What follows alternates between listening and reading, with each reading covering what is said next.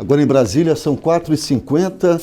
O deputado Marcelo Ramos, do PL do Amazonas, suspende essa sessão do Congresso Nacional destinada aos senadores e senadoras, com a confirmação da derrubada de vários vetos presidenciais, a começar pelo veto a um trecho da Lei de Diretrizes Orçamentárias que prevê 5,7 bilhões de reais para o financiamento das campanhas eleitorais no ano que vem. Esse veto foi derrubado tanto na Câmara quanto no Senado por meio de votação pelo sistema eletrônico. Não havia acordo com relação à votação desse veto. Esse veto, inclusive, foi destacado para votação em separado aqui na Câmara dos Deputados pelo Partido Novo. Mas o fato é que esse veto foi derrubado tanto na Câmara por 317 votos a 143, como também foi derrubado no Senado.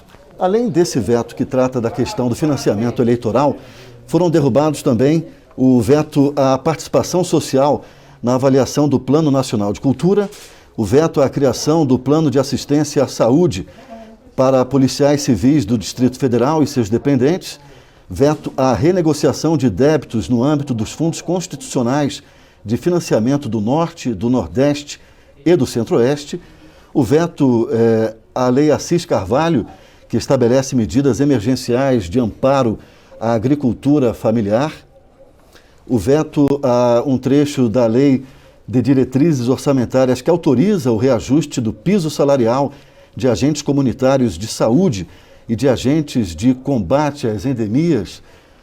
Vale lembrar que a votação desse veto aqui no plenário da Câmara dos Deputados foi acompanhada pelas galerias, por representantes dessas duas categorias que estavam nas galerias aqui do plenário da Câmara dos Deputados. Foi derrubado também o veto que trata da prioridade no uso dos recursos do programa Casa Verde e Amarela a projetos de realocação de casas localizadas na faixa de servidão de linhas de alta tensão em região metropolitana das capitais. E, por fim, o veto à regulamentação da profissão de despachante.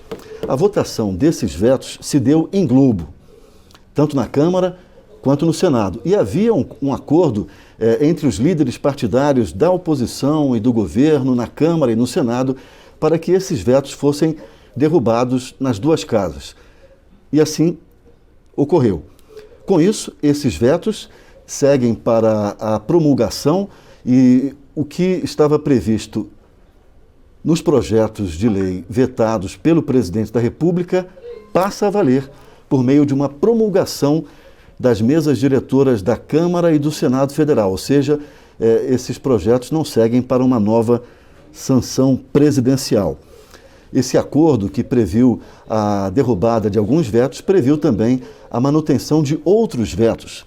E esses vetos que foram mantidos na Câmara dos Deputados nem foram analisados no Senado Federal, já que um veto, para ser de fato derrubado, precisa ser derrubado tanto na Câmara quanto no Senado. E como a Câmara manteve alguns vetos presidenciais, esses vetos especificamente não seguiram para análise do Senado Federal, como, por exemplo, o veto ao plano de promoção do equilíbrio fiscal, o veto a regras de patrocínio de clubes esportivos, o veto a questões relacionadas ao documento de transporte de cargas. Houve um veto que teve a tramitação iniciada pelo Senado Federal, o veto 54, que trata de regras para decisão coordenada na administração pública federal. Como esse veto foi mantido no Senado, a Câmara dos Deputados não vai analisar esse veto, que está, portanto, mantida a decisão do presidente da República de vetá-lo. Alguns vetos, também a partir de um acordo entre os líderes partidários, só serão analisados em fevereiro do ano que vem, após o recesso parlamentar. Um desses vetos é o veto à distribuição gratuita de absorventes higiênicos para estudantes dos ensinos fundamental e médio, mulheres em situação de vulnerabilidade e também mulheres detidas. O veto que obriga planos de saúde a cobrir gastos com remédios de uso domiciliar e oral contra o câncer, também esses dois vetos, além de outros, só serão analisados pelo Congresso Nacional em fevereiro do ano que vem, após o recesso parlamentar, e há um compromisso entre os líderes partidários e o presidente do Congresso, o senador Rodrigo Pacheco, para que esses vetos sejam analisados em fevereiro, no primeiro mês do ano legislativo de 2022.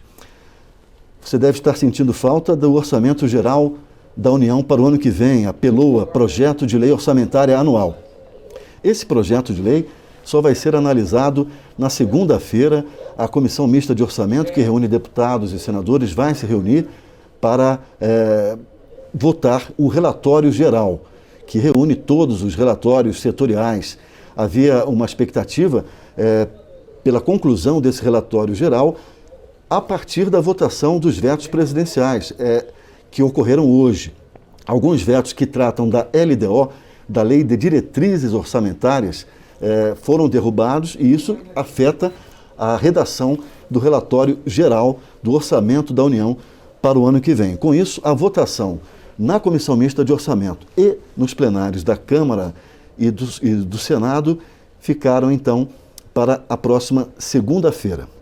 Resumindo, então, alguns vetos foram derrubados, destaque para o veto que trata do financiamento das campanhas eleitorais no ano que vem. Esse veto foi derrubado, trata de um trecho da Lei de Diretrizes Orçamentárias, prevendo até 5,7 bilhões de reais para o Fundo de Financiamento da Campanha Eleitoral em 2022. Alguns vetos foram mantidos, alguns vetos tiveram a votação adiada para fevereiro de 2022 e o Orçamento Geral da União será votado na segunda-feira. Agora em Brasília são 4h57. Daqui a pouco o deputado Marcelo Ramos, do PL do Amazonas, primeiro vice-presidente da Câmara e, nessa condição, primeiro vice-presidente do Congresso Nacional, estará aqui no plenário da Câmara dos Deputados para dar início a uma nova sessão do Congresso Nacional destinada aos deputados, agora para votar projetos de lei do Congresso Nacional, projetos que tratam de questões orçamentárias. Nós vamos fazer um intervalo e assim que essa nova sessão do Congresso Nacional na Câmara dos Deputados tiver início, você vai acompanhar ao vivo aqui na TV Câmara e também na Rádio Câmara.